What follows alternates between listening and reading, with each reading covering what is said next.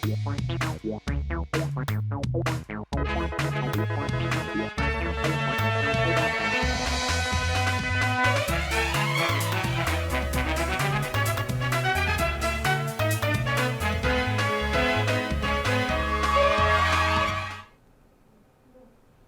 फरवरी 2019 एक ऐसा दिन जिसने भारत के सीने में गहरा घाव दिया, लेकिन उस घाव से नया भारत उठ खड़ा हुआ। पुलवामा में हमारे 40 वीर जवानों की शहादत ने देश को आंसू में नहीं बल्कि प्रतिशोध की ज्वाला में झुलसा दिया था। जहां कुछ लोग राजनीति की बात करते रहे, वहीं पूरा देश एकजुट होकर अपने सैनिकों के अदम्य साहस और बलिदान को सलाम करता है। इस दिन हमें याद रखना चाहिए कि देशभक्ति सिर्फ शब्द नहीं बल्कि कर्म है, और हमारे जवानों की शहादत हमें हर चुनौती का सामना करने की प्रेरणा देती है। उनकी शहादत अमर रहे, उनका बलिदान हमेशा अमर रहे।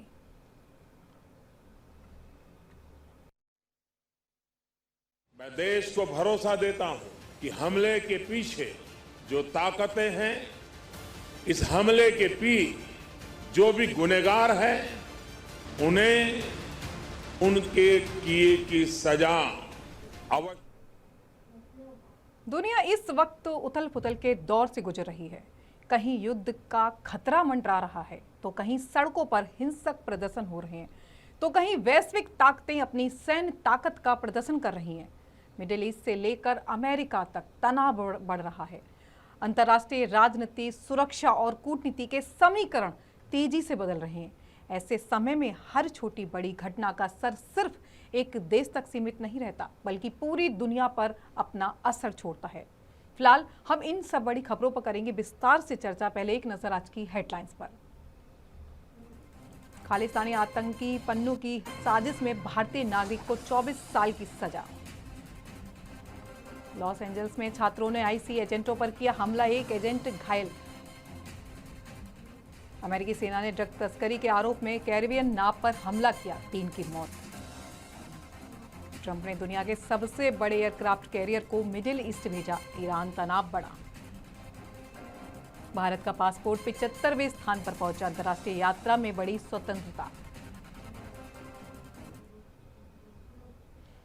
खबरें अब विस्तार से।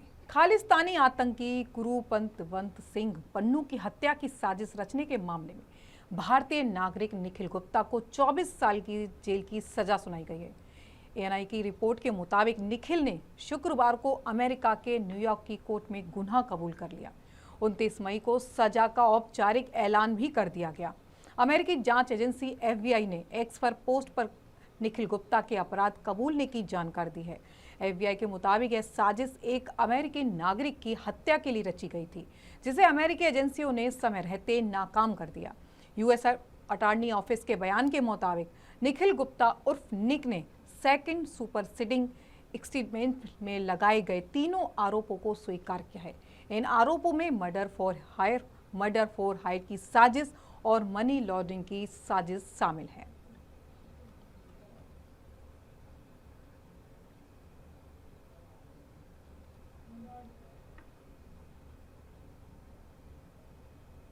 अब बात करेंगे लॉस एंजल्स से। लॉस एंजल्स आज टाउन लॉस एंजल्स में विद्यार्थियों के विरोध प्रदर्शन के दौरान स्थिति हिंसक हो गई है। स्थानीय छात्रों ने क्लास के बाहर निकलकर सड़कों पर विरोध मार्च किया, जो कि आईसी और कस्टमर इन्फॉर्मेशन के खिलाफ था।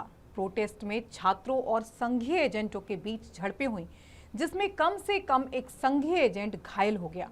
पुलिस की पुष्टि के अनुसार यह मामला प्रदर्शनकारियों की ओर से हुआ। दर्जनों छात्रों ने क्लास के बाहर निकलकर सड़कों पर मार्च किया। जब विरोध प्रदर्शन संघीय इमिग्रेशन कार्रवाई के खिलाफ बढ़ा, प्रदर्शन को हिंसक रूप लेते हुए पुलिस और संघीय एजेंटों को रोकने के लिए तासार और बैटन का उपयोग करना पड़ा। अधिकारी बताते हैं कि कुछ प्रदर्शनकारियों ने एजेंटों पर वस्तुएं फेंकी और धक्का मुक्की से हालात बिगाड़े। घायल एजेंट को अस्पताल ले जाया गया, लेकिन उनकी स्थिति के बारे में अभी तक कोई विस्तृत जानकारी फिलहाल नहीं मिल पाई है।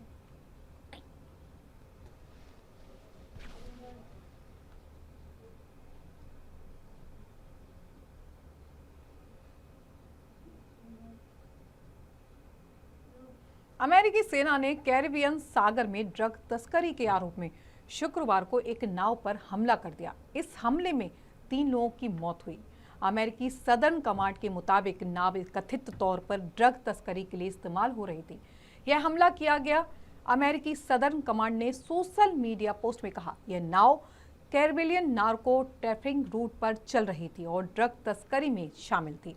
कमांड ने बताया कि हमले में नाव सवार 3 लोग मारे गए। पोस्ट के साथ एक वीडियो भी शेयर किया गया।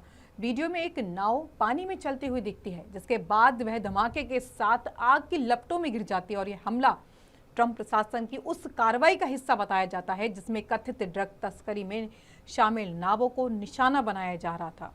पिछले साल सितंबर से अब तक कैरिबियन सागर और पूर्वी प्रशांत महासागर में कम से कम 38 हमले किए गए। इन हमलों में अब तक कुल 133 लोगों की मौत हो चुकी है।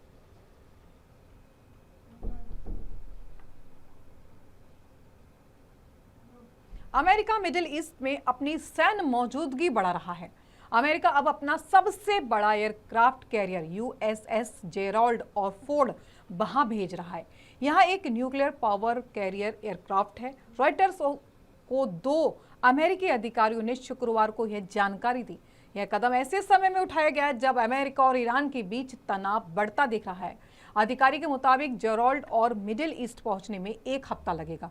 वहां पहले से अब्राहम लिंकन कैरियर और दूसरे युद्धपोत तैनात हैं। जेराल्ड अपने साथी जहाजों के साथ कैरिबियन सागर में तैनात था। ये इस साल वेनेजुएला में हुए अमेरिकी अभियानों में हिस्सा ले चुका है। इसके अलावा हाल के हफ्तों में कई guided missile destroyer, fighter jet और निगरानी विमान भी मिडिल ईस्ट में भेजे गए हैं। अमेरिकी नौसेना के पास कुल सिर्फ 11 एयरक्राफ्ट कैरियर हैं, इसलिए ये बहुत कीमती संसाधन है और इनकी तैनाती का कार्यक्रम पहले से तय होता है। पिछले साल जून में ईरान के न्यूक्लियर साइट्स पर हमलों के समय भी अमेरिका के पास क्षेत्र में 2 कैरियर थे। राष्ट्रपति डोनाल्ड ट्रंप ने इस हफ्ते कहा था कि अगर ईरान के साथ कोई समझौता नहीं हुआ तो वे दूसरा कैरियर भेजने पर विचार कर रहे हैं। उन्होंने कहा कि अगले 1 महीने में ईरान के साथ समझौता हो सकता है, नहीं तो स्थिति बहुत गंभीर और दर्दनाक हो सकती है। जेराल्ड आर फोर्ड पिछले साल जून से लगातार समुद्र में तैनात है। इसे पहले यूरोप में तैनात होना था, लेकिन नवंबर में अचानक इसे कैरेबियन सागर में भेज दिया गया। आमतौर पर एयरक्राफ्ट कैरियर की तैनाती 9 महीने की होती है, लेकिन सैन्य गतिविधि बढ़ने पर इसे बढ़ाया भी जाता है। फोर्ड परमाणु रिएक्टर से संचालित है और इसमें 75 से ज्यादा सैन्य विमान तैनात किए जा सकते हैं। इनमें F-18 super hornet fighter jet और E-2 हॉकाई जैसे अर्ली वार्निंग विमान शामिल हैं। इसमें अत्याधुनिक रडार सिस्टम भी लगा है, जो हवाई यातायात और नेविगेशन को नियंत्रित करने में मदद करता है। अधिकारियों ने बताया कि प्रशासन ने बुश एयरक्राफ्ट कैरियर को भेजने पर भी विचार किया था। हालांकि वो अभी सर्टिफिकेशन प्रक्रिया में है और उसे मिडिल ईस्ट पहुंचने में 1 महीने से ज्यादा समय लग जाता। ब्यूरो रिपोर्ट, राष्ट्रीय समाचार। भारतीय पासपोर्ट की रैंकिंग में सुधार हुआ है। लेटेस्ट हेनले पासपोर्ट इंडेक्स फरवरी 2026 के अनुसार अब भारत का पासपोर्ट 75वें स्थान पर पहुंच गया है। साल की शुरुआत में यह 80वें स्थान पर था, यानी हाल ही में इसमें 5 स्थानों का सुधार हुआ है। इससे पहले 2025 में यह 85वें स्थान पर था, जिसे कुल मिलाकर 10 स्थानों की छलांग लगी है। यह दुनिया भर के लगभग 200 देशों के पासपोर्ट को रैंक करता है। रैंकिंग इस बात पर आधारित होती है कि उस देश के पासपोर्ट धारक कितने देशों में बिना वीजा या वीजा ऑन अराइवल के यात्रा कर सकते हैं। इस सुधार से भारतीय नागरिकों को अंतर्राष्ट्रीय यात्रा में अधिक स्वतंत्रता और सुविधा मिलेगी। यह भारतीय पासपोर्ट की वैश्विक प्रतिष्ठा और पावर को भी दर्शाता है। देखिए इस पर हमारी ये विशेष रिपोर्ट। भारतीय पासपोर्ट धारकों को अब 56 देशों में वीजा फ्री या वीजा ऑन अराइवल की सुविधा मिलती है।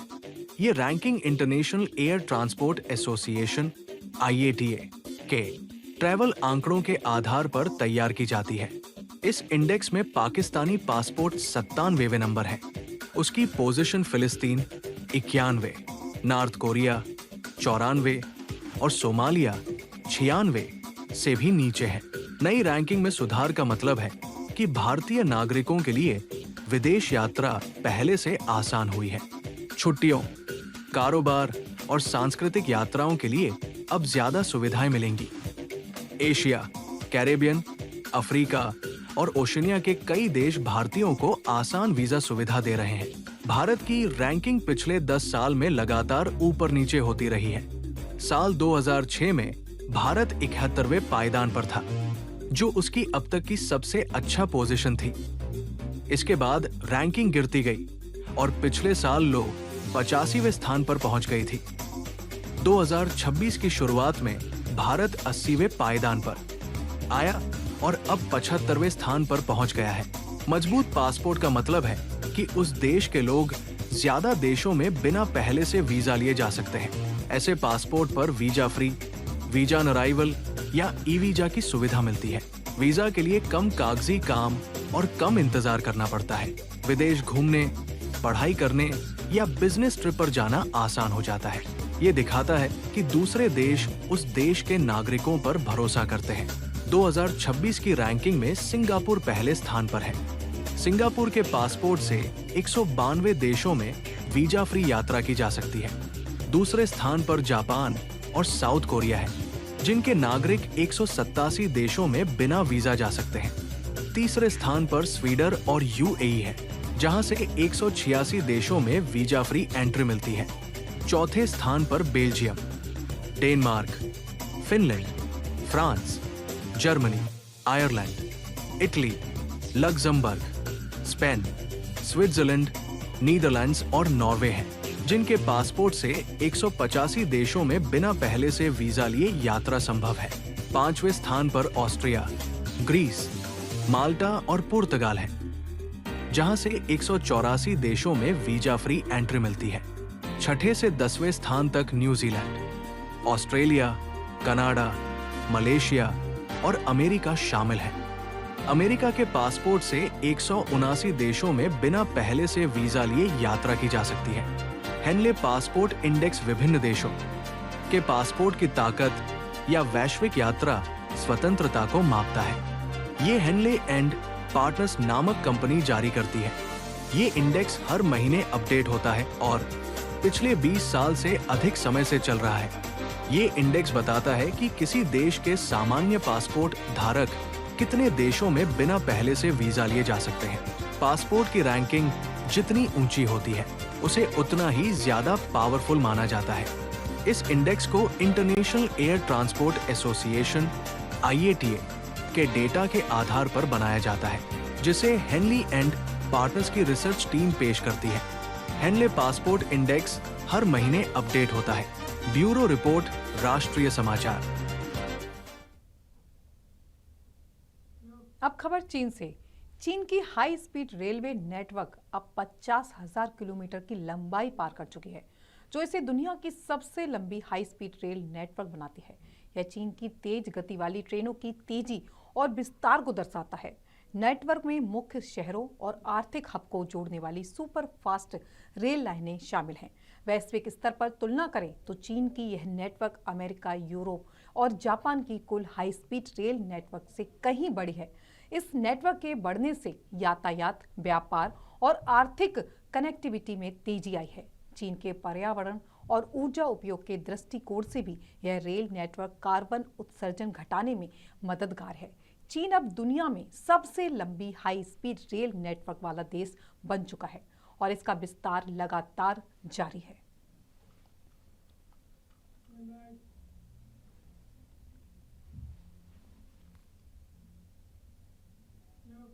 अब बात करेंगे पाकिस्तान की। पाकिस्तान से बड़ी खबर है। पूर्व प्रधानमंत्री इमरान खान की एक आंख की 85% रोशनी चली गई है। कोर्ट में उनके वकील ने बताया कि दाहिनी आंख की हालत बेहद गंभीर है और अब केवल लगभग 15% रोशनी ही बची है। इस खुलासे के बाद पाकिस्तान की सुप्रीम कोर्ट ने तुरंत मेडिकल जांच का आदेश दिया। कोर्ट ने कहा कि एक स्पेशल मेडिकल बोर्ड गठित कर पूरी जांच रिपोर्ट तय समय सीमा में पेश की जाए। इमरान खान ने आरोप लगाया है कि उन्हें प्राइवेट डॉक्टर से इलाज की अनुमति ही नहीं दी जा रही है। उनकी पार्टी PTI का कहना है कि इलाज में देरी और लापरवाही की वजह से आंख की रोशनी पर बुरा असर पड़ा है। वहीं सरकार का दावा है कि जेल में सभी जरूरी मेडिकल सुविधाएं दी जा रही हैं और इलाज जारी है। सूत्रों के मुताबिक हाल ही में आंख से जुड़ी एक छोटी मेडिकल प्रक्रिया भी कराई गई थी, लेकिन हालात में खास सुधार नहीं होता दिखा। कोर्ट ने यह भी साफ किया कि किसी भी कैदी की सेहत की जिम्मेदारी सरकार की होती है। अब सबकी नजर मेडिकल बोर्ड की रिपोर्ट पर टिकी है, जो तय करेंगी कि आगे का इलाज कैसे और कहां होगा।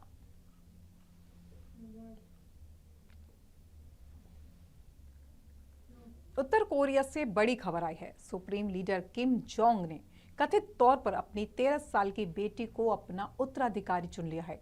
दावा किया जा रहा है कि हाल के महीनों में उनकी बेटी को लगातार सार्वजनिक कार्यक्रमों में आगे लाया जा रहा है।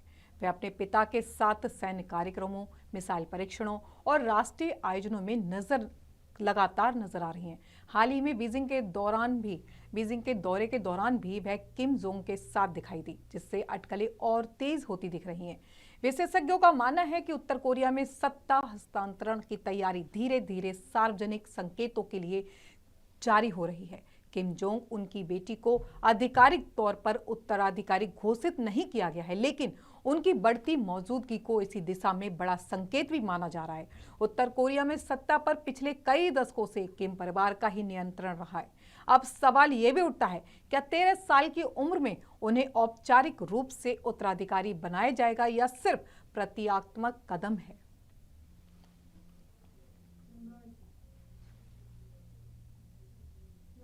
इजराइल पर गाजा में वैक्यूम बम इस्तेमाल करने का आरोप लगा है। Report the rest of the story के मुताबिक ये बम पहले हवा में ईंधन जैसा एक बादल फैलाते हैं और फिर उसमें आग लगा देते हैं। इससे बहुत बड़ा आग का गोला बनता है और आसपास की हवा खींचकर एक तरह का जीरो वैक्यूम पैदा हो जाता है। इन धमाकों से तापमान में 3500 डिग्री सेल्सियस तक पहुंच जाता है। बमों में एल्यूमिनियम और मैग्नीशियम जैसे तत्व होते हैं, जो कुछ ही सेकंड में शरीर को जला देते हैं। मिलिट्री एक्सपर्ट्स और चश्मदीदों का भी कहना है कि इजराइल ने वहां ऐसे हथियारों का इस्तेमाल किया जिन्हें वैक्यूम बम, थर्मल या थर्मोबैरिक बम कहा जाता है। रिपोर्ट के मुताबिक हमलों में मारे गए कई लोगों के शव तक नहीं मिले। गाजा की सिविल डिफेंस टीम ने 2842 ऐसे फिलिस्तीनियों का रिकॉर्ड दर्ज किया है, जिनके बारे में कहा गया कि दफनाने के लिए उनका कोई हिस्सा तक नहीं बचा।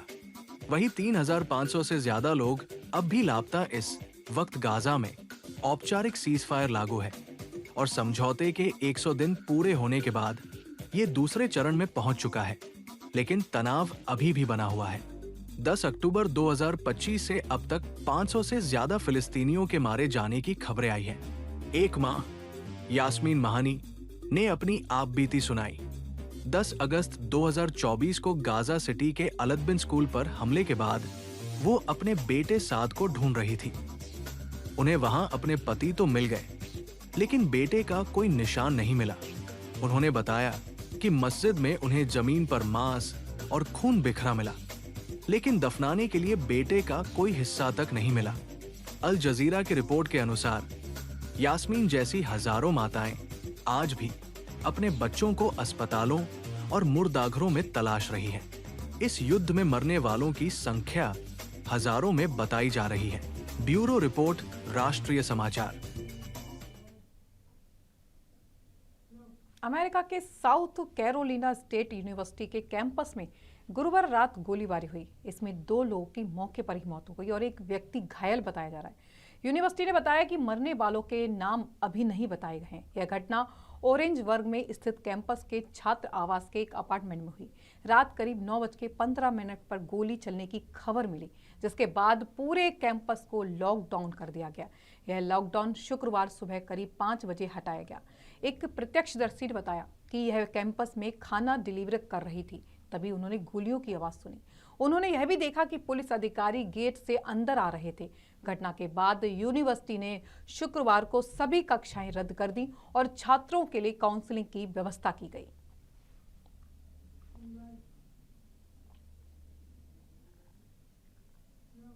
तेरह फरवरी 2026 को रूस द्वारा यूक्रेन के दक्षिणी शहर ओडेसा पर ड्रोन हमला किया गया। यह हमला काला सागर ब्लैक सी तट पर हुआ, जो ओडेसा क्षेत्र के एक बंदरगाह इलाके में आता है। यूक्रेन के उप प्रधानमंत्री खुलेबा के अनुसार इस हमले में एक व्यक्ति की मौके पर मौत हो गई, जबकि 6 अन्य लोग घायल बताए जा रहे हैं। घायलों को तुरंत नजदीकी अस्पताल में भर्ती कराया गया। विस्फोट इतना शक्तिशाली था कि दर्जनों वाहन क्षतिग्रस्त हो गए, कई निजी कारें जलकर राख हो गई, एक एम्बुलेंस भी धमाके की चपेट में आकर क्षतिग्रस्त हो गई। बंदरगाह क्षेत्र में इमारतों और बुनियादी ढांचे को भी नुकसान पहुंचा है। ओडेसा यूक्रेन का एक महत्वपूर्ण समुद्री बंदरगाह शहर है, जो काला सागर के किनारे स्थित है। यह क्षेत्र व्यापार और अनाज निर्यात के लिए अहम माना जाता है, इसलिए यहाँ पर रणनीतिक रूप से महत्वपूर्ण समझा जाता है। रूस और यूक्रेन के बीच जारी संघर्ष के दौरान ड्रोन और मिसाइल हमलों को लगातार देखा जा रहा है। हाल के महीनों में रूस ने यूक्रेन के ऊर्जा और बंदरगाह ढांचे को निशाना बनाया था।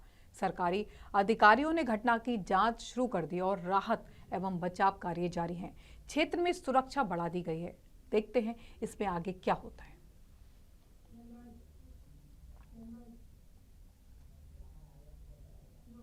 क्यूबा की राजधानी हवाना में देश की सबसे बड़ी तेल रिफाइनरी निको लोपेज में शुक्रवार को भीषण आग लग गई, जिससे काले धुएं का गुबार आसमान में साफ उठता दिख रहा है। इस वीडियो के जरिए आप समझ सकते हैं कि यह घटना कितनी खतरनाक थी। यह रिफाइनरी देश की 3 मुख्य तेल रिफाइनरियों में से एक मानी जाती है। अधिकारियों के अनुसार आग रिफाइनरी के एक गोदाम में शुरू हुई, जहां पुराने और उपयोग में न आने वाले रसायन रखे हुए थे। दमकल और स्थानीय अधिकारी आग को लगभग 1 घंटे के अंदर नियंत्रित करने में सफल रहे। किसी के घायल होने या मौत की अभी तक आधिकारिक पुष्टि नहीं हुई है। फिलहाल आग के कारणों का खुलासा भी नहीं हुआ है और जांच जारी है। अधिकारी सोशल मीडिया पर लिखते हैं कि आग आसानी से फैल गई थी, लेकिन वह मुख्य तेल भंडार तक नहीं पहुंच सकी, इसलिए कोई बड़ा हादसा होते होते बच गया। यह आग ऐसे समय में लगी है जब क्यूबा गहरी ईंधन और ऊर्जा संकट से जूझ रहा है। पिछले कुछ समय में वेनेजुएला से तेल की आपूर्ति रुक जाने और अमेरिकी प्रतिबंधों के कारण देश में गंभीर ईंधन की कमी बढ़ गई है।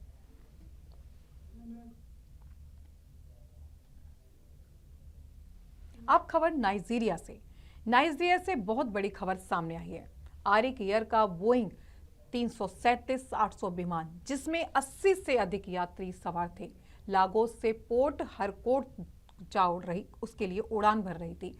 उड़ान के दौरान इंजन फेलियर की समस्या के कारण बेनिन एयरपोर्ट पर आपातकालीन लैंडिंग करने को मजबूर हुआ। अधिकारियों ने यह जानकारी दी है कि वीडियो फुटेज और प्रारंभिक रिपोर्ट्स के अनुसार उड़ान के दौरान विमान के इंजन में गंभीर समस्या आई थी, जिससे पायलट ने तुरंत आपातकालीन लैंडिंग का निर्णय लिया।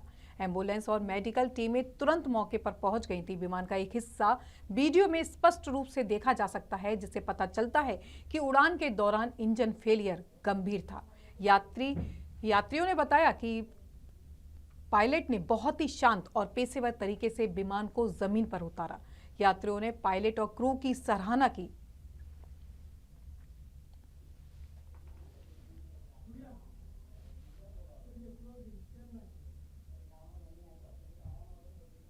दुनिया बदल रही है, ताकतें आमने सामने और फैसले भी लिए जा रहे हैं।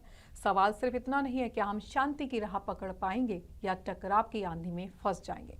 इस तनावपूर्ण वैश्विक परिदृश्य में हर खबर, हर मिसाइल और हर बयान मायने रखता है। आज के ग्लोबल फ्रंटलाइन में इतना ही। देश दुनिया की बाकी खबरों के लिए देखते रहें राष्ट्रीय समाचार। तब तक के लिए नमस्कार।